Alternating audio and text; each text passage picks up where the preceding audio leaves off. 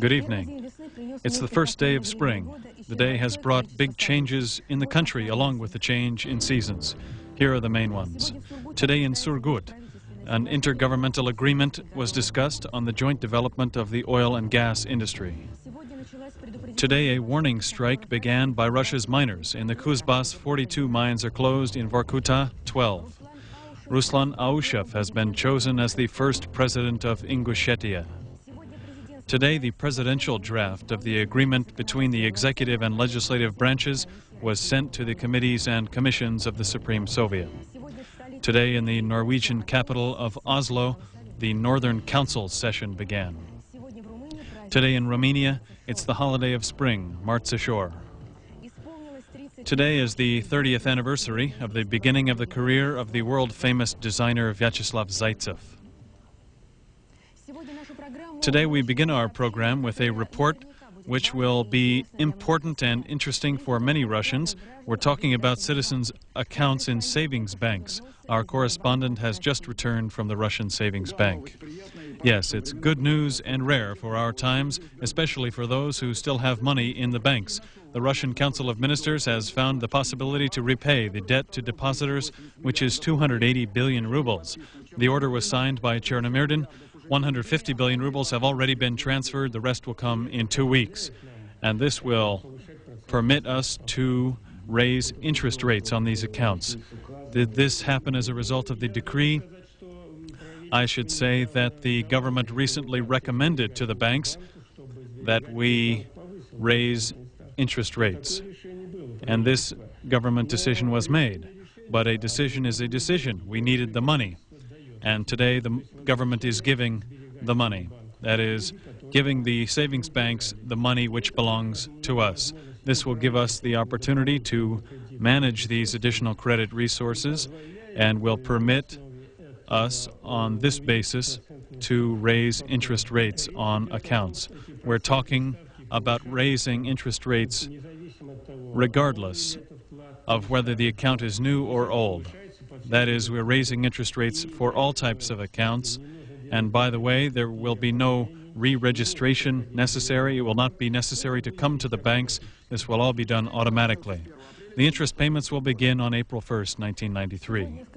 Today, in the committees and commissions of the Russian Supreme Soviet, the presidential draft agreement on the agreement for resolving the legislative and executive conflict was discussed. The draft presidential agreement on cooperation between the federal organs of executive and legislative power to stabilize the constitutional system was presented to the parliament by Boris Yeltsin. It will be debated beginning March 5th.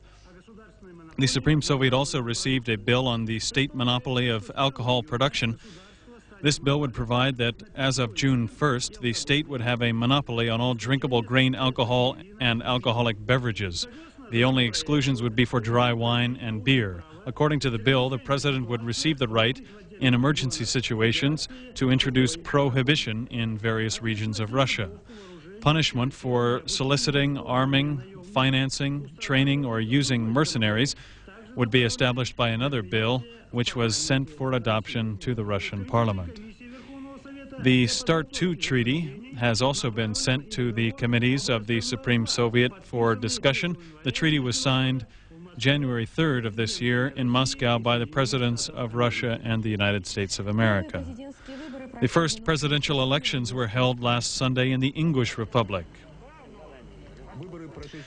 The elections held in Ingushetia by the Ingush citizens and also those living outside the republic chose as president 38-year-old Major General Ruslan Aushev. The results could have been predicted yesterday when the polling places were overflowing with voters. The Central Election Committee in Nazran reported the following statistics. The number of votes for is 141,505, or 99.94% of the votes. This enthusiasm of the voters reflects the high level of expectations for the head of the republic, which has existed for 2 years since declaring autonomy without organs of power. During this time, problems have not only not been solved, but bloodshed has occurred. The new president will have many difficult tasks. Ruslan Ausher was nominated as the only candidate by the Congress of Peoples of Ingushetia, who decided to hold a single-candidate elections in order not to sow disagreement among the people. The candidate was absent from the city on voting day and said that the republic needs no advice from abroad.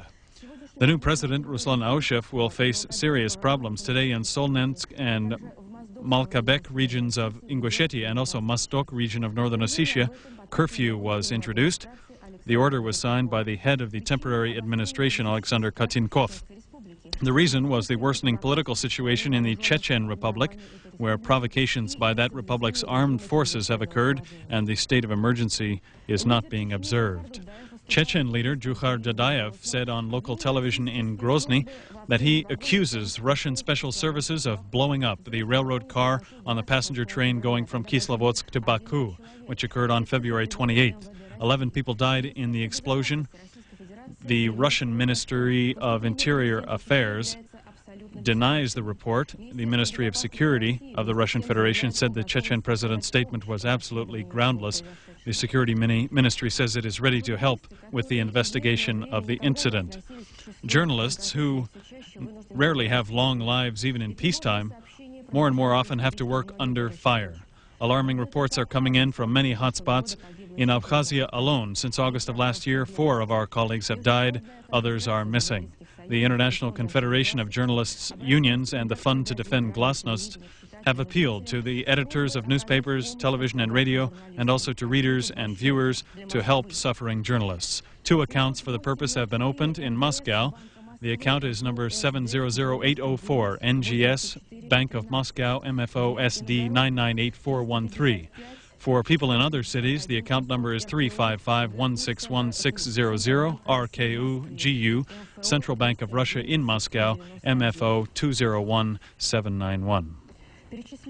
The transfers to both accounts should be addressed to help journalists who are suffering in Abkhazia.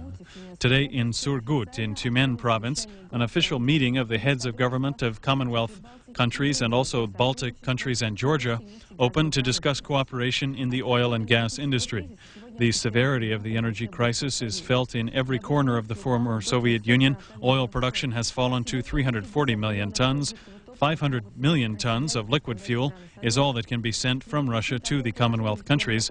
The reason for this situation is the collapse in links between the former Soviet republics.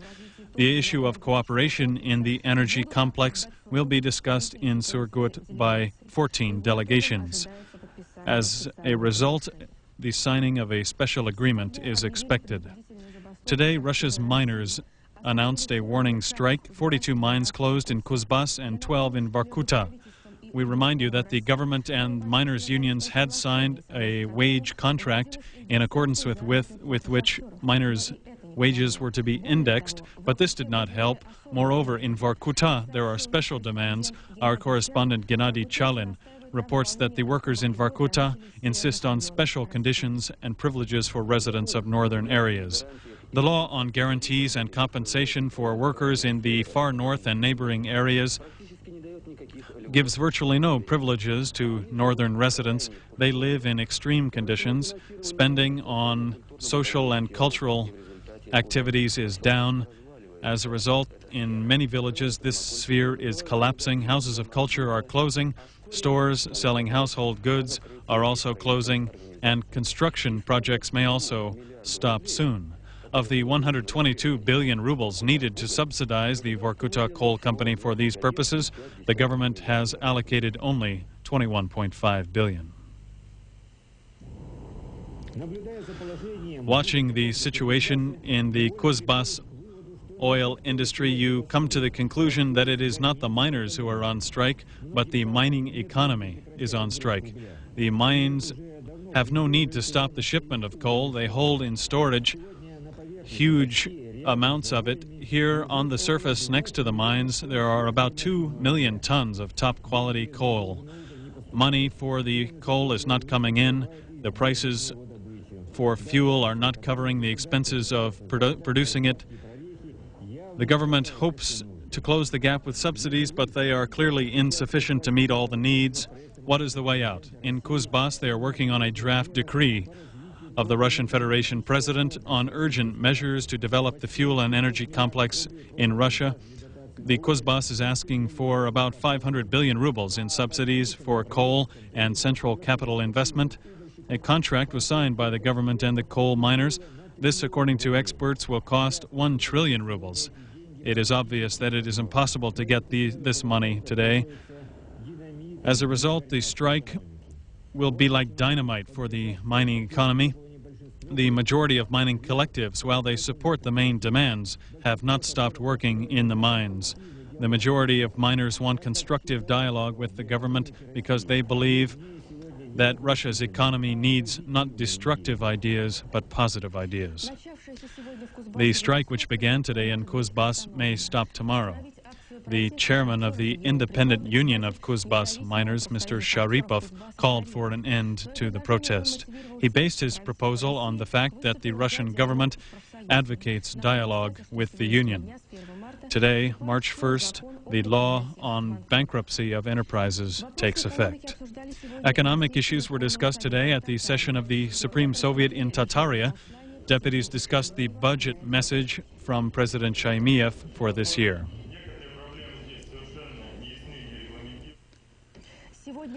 Today in St. Petersburg, the results of the first voucher auctions were announced. In Russia as a whole, over 30 such auctions have been held so far, as a result of which 30 enterprises have been sold for vouchers. The largest joint stock company in Russia today is Moscow's GUM department store, but there are other forms of property and management which are also bearing fruit. The colorful displays here do not hide, but rather underscore the emptiness of the shelves in Petersburg. The shortage of domestic food products has led to cooperation between Dairy Food Factory No. 5 and the German company Han Product Consigned.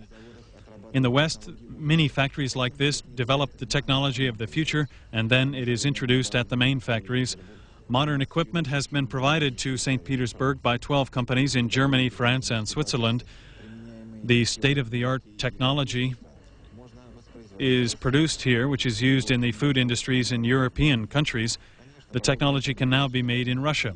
St. Petersburg has only one mini factory of this kind, and the abundance of chocolate, creams, yogurt, sauces, etc. will not appear immediately on our shelves. It depends not only on time, but on other factors. The dairy factory was threatened with failure recently, but the workers did not give up. They found a common language with the authorities of the province, brought in an imported production line for fruit yogurt, and the mini factory is now open. They are working together with the German Institute of Modern Technology and Marketing as equal partners. It's not charity. Foreign and Russian specialists have joined their efforts. The not-too-rich food market in Vladimir has a new type of bread product. It's this long, narrow loaf of bread with a hard crust and a soft inside. It was immediately popular among the population, but few of them knew that it was produced by the first private bread factory in the area. Over 10 million rubles was invested by Service Tourist Company in Vladimir and the Moscow factory of juice and grape wines. As a result, the Vladimir residents have a new bread factory. It's a semi-automatic production line in which 8 people working on 2 shifts can produce 10 tons of tasty loaves of bread.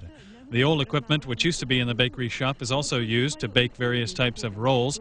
We plan to buy an electronic control console, the director Anatoly Chuvichenko says.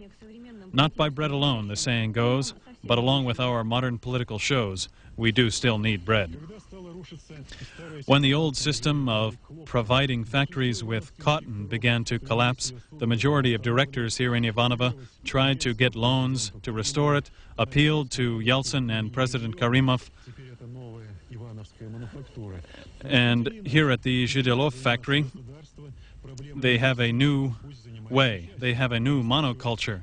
If the government doesn't want to get involved in the problems of the textile industry, private companies will. They are providing raw materials to the factory by private contract. They have issues of quality and new designs on the fabric to deal with. Fabrics are redesigned now three times every year. The result is that they have maintained the level of employment and even begun re-equipping the factory. These many machines produce wide fabrics which can be sold abroad. The hard currency can then be used to buy new equipment for other workshops. It is no coincidence that when the stock was offered recently at the first voucher auction in Ivanovo, nearly all of its shares were bought by the employees of the factory. Spring has begun and rural problems are again in the foreground. The agrarian reform declared by Oskar Akayev was delayed for a long time, and it seems we will have to wait even longer. At an exam organized by the Kyrgyz president at the Ministry of Agriculture, its leaders got the grade of D. This top priority branch of the economy does not justify hopes. We provide them credits, give them equipment, feed their livestock, and give them reserves of fuel enough for a week of planting. And still, we are talking about bringing back the wooden plow. The leadership of the ministry has changed many times. It seems the new team only worsens the crisis. On the one hand, that we have sovereignty, but on the other hand, very high prices. This may mean a return to a primitive economy in which each person, each family will have to produce its own bread, sugar, vegetable oil, cotton, and other materials. Another fundamental failure is rooted in the reform itself, which divides peasants into native and non-native categories in the system of privileges and benefits. The non-natives, of course, are unhappy with the allocation of prime land and pasture to the National Land Fund. This is the news. Today, the law of the Russian Federation on entry and exit from the country takes full effect. From now on, passports will be issued by the OVIR, the Office of Visas and Registration of the Russian Interior Ministry. In Ukrainian foreign travel passports, stamps will be placed which are good for exit to any country. Today, new customs tariffs take effect, and also subsidies will be granted for parents of children who do not have child care. Additional benefits also take effect today for single mothers, families with many children, and non-working mothers. The leaders of the military ministries of the Commonwealth countries discussed the issue of collective security today. They advocated integration in the military sphere. A press conference was held at the headquarters of the Command of the Unified Armed Forces of the CIS. The commander of the Unified Armed Forces of the CIS countries, Marshal Yevgeny Shapashnikov, said that this session was being held for the first time and has proved its effectiveness. For the upcoming meeting of the Commonwealth heads of states, they have prepared a package of documents on military issues, including a draft treaty on implementing the Treaty on Collective Security, which provides for the creation of a Council of Collective Security, including the presidents and prime ministers of the 6 signatory states. The working body would be a secretariat led by a general secretary. Shapashnikov said that bilateral cooperation in the military sphere is insufficient. The ministries of defense of the 6 countries therefore support the creation of an intergovernmental corporation to produce military technology. The commanders of the Unified Armed Forces of the CIS gave approval to broad bilateral cooperation and gave efforts between Russia and Kazakhstan as a good example. The army personnel today, including their families, is 5 to 7 million people. They have many problems, from housing and pensions to the budget of the military-industrial complex.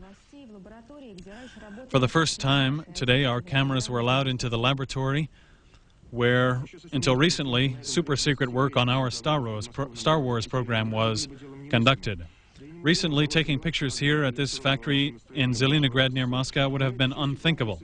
This factory is the flagship of the former Soviet Union in its electronic machine building industry. It's part of a complex of 20 factories and institutes which worked on defense needs. Now, with no military orders and little government financing, they hope to enter the market. But the factory in which thousands of qualified engineers and technicians work are not linking their hopes to producing pots and pans. They are linking their hopes with this machine, the Plasmatine 900, developed by the engineers at the Plasmodynamics Center under the leadership of Professor Kulik. The technological process of plasma dynamics is the result of military developments of our Star Wars program. It was done in secret, but its possibilities in the machine and the technological idea could bring a revolution in the electronics industry. The possibilities of plasma dynamics, Professor Kulik says, are extremely broad, from producing expensive microcircuits or chips to increasing the effectiveness of internal combustion engines by plasmic processing of the metals, and from providing full sterilization of medical equipment. Hundreds of operations can be done with one piece of equipment. The Russian parliament is expected to allocate 5 billion rubles to introduce the new technology. The employees of the Center of Plasma Dynamics do not intend to sit idly. They hope to get $20 million a year for projects with the West. Professor Kulik links his hopes for success, however, with Russia. We are at a turning point in Russia. With this equipment, with this method, this powerful method of plasma dynamic processing, we can take the country, I'm not afraid to say this, within the next 4 to 5 years, we can take the country to the leading edge of high technology, which will benefit the whole economy.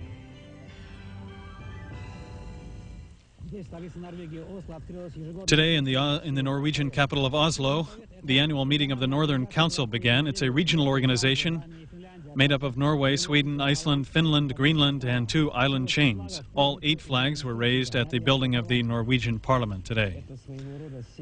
It's a type of Northern European council like the Russian Veche, made up of the prime ministers, parliamentary deputies, and representatives of public organizations in the countries. Scandinavia and Finland have created a common market. Passport control between the countries was abolished in 1954. They have unified standards in education, environmental protection, and road safety. They have a virtually identical system in each country of social security, and it provides for all citizens wherever they live. This roof of Europe also has a common labor market. In his opening speech to the Council, Swedish Prime Minister Carl Bildt said the countries of the Northern Council intend to go farther to create a single system of satellite television called Scansat, and to include in their activities northern regions of Russia and the Baltic countries. Reporters from 24 European countries covered the meeting, and despite the importance of this session for the European North, the main newspapers in Oslo ran the following headline on the first page: Yeltsin makes new accusations. This is a commentary on the president's speech, which he made after returning to Moscow from his vacation dacha. As we report, at an Air Force base near Oslo, the airplane carrying Ruslan Khasbolatov is landing. The Speaker of the Russian Parliament is coming to Norway for an unofficial visit at the invitation of the leaders of the Northern Council. Today, Russia's Foreign Ministry denied the report by the English newspaper Observer on a secret agreement to provide Russian weaponry to the Serbs in the amount of $360 million. This agreement was supposedly made in Sofia. Russia says it is observing the embargo on providing weapons to the former republics of Yugoslavia. The first flight of American transportation aircraft was successful. They dropped humanitarian aid for the population of Bosnia-Herzegovina. All the airplanes returned successfully to the base, and the cargoes landed at the planned places. An armed Palestinian attacked bystanders in Tel Aviv. Yesterday, he wounded 9 people, 2 of whom later died. The police had difficulty preventing mob justice from being meted out on the terrorist by the residents of Tel Aviv. After a 2-year break, Britain and Spain have resumed negotiations on Gibraltar. The British Minister of Foreign and Commonwealth Affairs, Douglas Hurt, and his Spanish colleague, Javier Solano, are looking for a compromise on the dispute over the control of Gibraltar. Each month brings new trade conflicts between the old and new world. The American administration, having dealt with agricultural products and steel slabs, is now concerned with the aviation consortium Airbus Industries, which produce the Airbus passenger aircraft.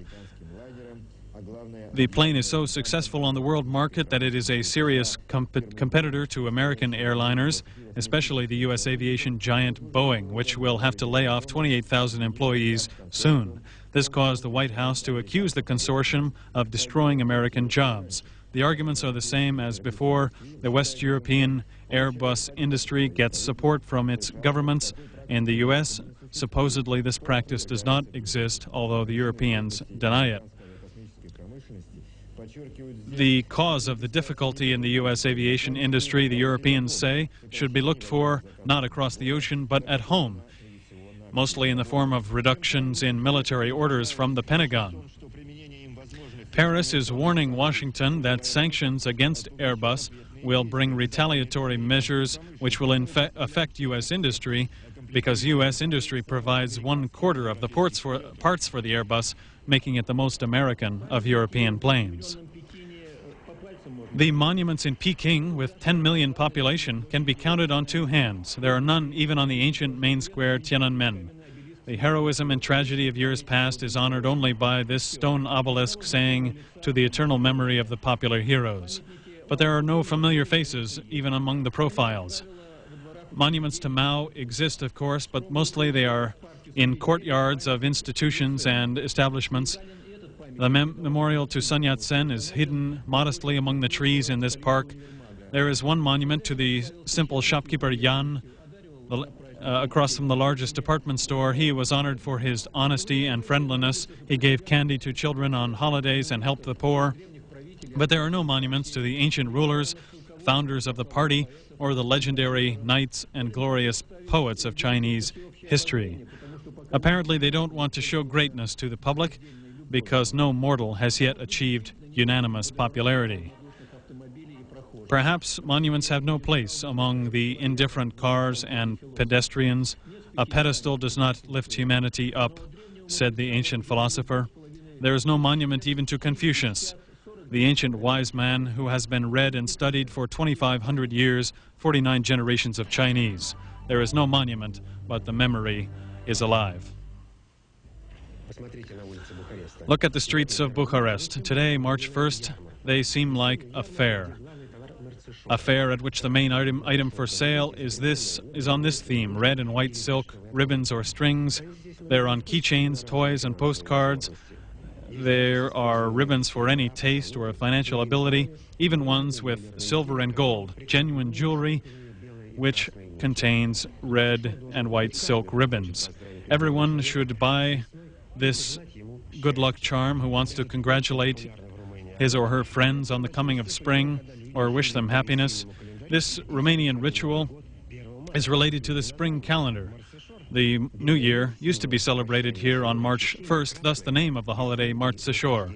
White symbolizes the end of winter and cleansing. The red symbolizes spring and the rebirth of life. They are weaved together and sold on March 1st every year to protect people from bad luck. Old beliefs persist among the people here. People give these nice talismans to each other every year. The famous designer Vyacheslav Zaitsev has produced his new collection for Russia. It is devoted to the beginning of spring, but also summarizes his 3 decades as a designer. I created my own world, a world of hopes and dreams. The first Russian designer whose name is in the same category as those great designers, Pierre Cardin, Christian Dior, and others, shows his new styles today in the Fashion Theater. It demonstrates the tormenting and joyous process of creation and self-expression, the secret world of the artist, his passions, his fantasies, and his eternal search for harmony. Having come through the fashion boom of the 70s, he now approaches the end of the century by reminding us of times past. He has created a new aesthetic, linking time and past civilizations. It's a constant flow of color, form, and proportion with asymmetry. It embodies his improvisations and the dreams of many women. He uses all his means to find contact with the viewers: music, light, movement, and lively models. In this way, he idealizes and liberates women. He shows how her natural beauty in the hands of a master acquires harmonious perfection. He gives women peace and contentment.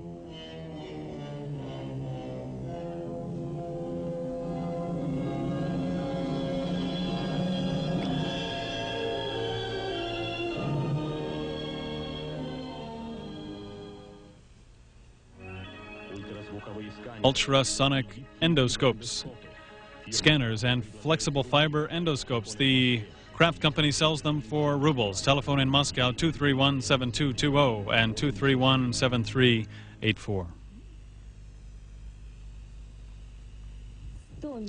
100 million rubles. It can't be. It can. The private lottery gives you this chance. By April 30th, send your monetary transfer in the amount of 888 rubles to this address. Indicate your voucher serial number and your name and return address. The winner will be chosen by random drawing of voucher serial numbers. You keep your voucher, too. Good luck.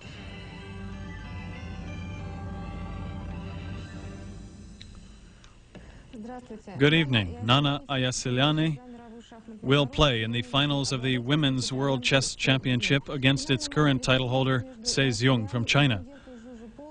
She advances to the final by beating Hungary's Zsuzsa Polgar, although their match ended in a tie even after 4 additional games. The result is good news for Ayasiliani because the best player always wins. Now a video review of the day's sports events. In Rotterdam at a tennis tournament, Sweden's Andres Jarret won a sensational victory. On his way to the final, he beat 3 top players and then in the final overcame Karol Nováčko of Czechia. On the American continent in Scottsdale, in the finals of a tournament there, Andre Agassi beat Marcos Andruszki of South Africa, although Agassi won all but 1 set. In California at Indian Wells, the U.S. and South African players met in the women's side. Mary Jo Fernandez beat Amanda Ketzer, winning that tournament. At the Canadian resort of Whistler, Austria's Günther Madder won the World Cup Super G race, advancing to 5th place in the overall standings. Mark Giardelli still has a big lead in that category.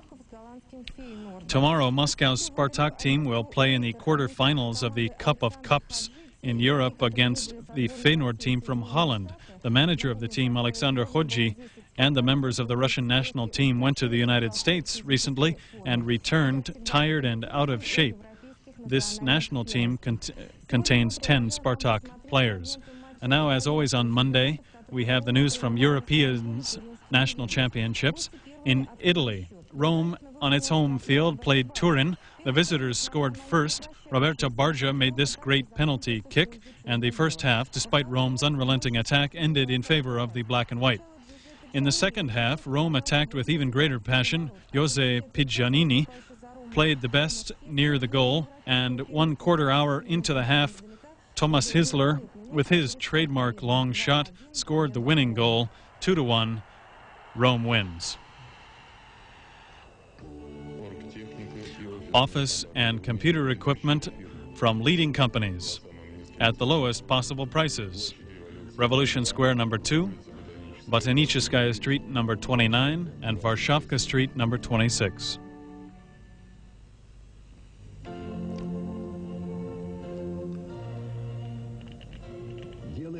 It's a difficult task, but interesting. I think we'll do it. But Holmes, it's in Russia. It's 1,000 miles from London. It's Siberia. Let's take a look. Yes.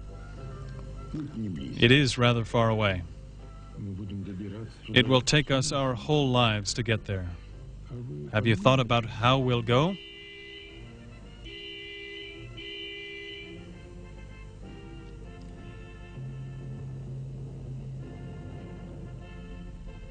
But how? Elementary, my dear Watson. It's from the Vico Auto Salon.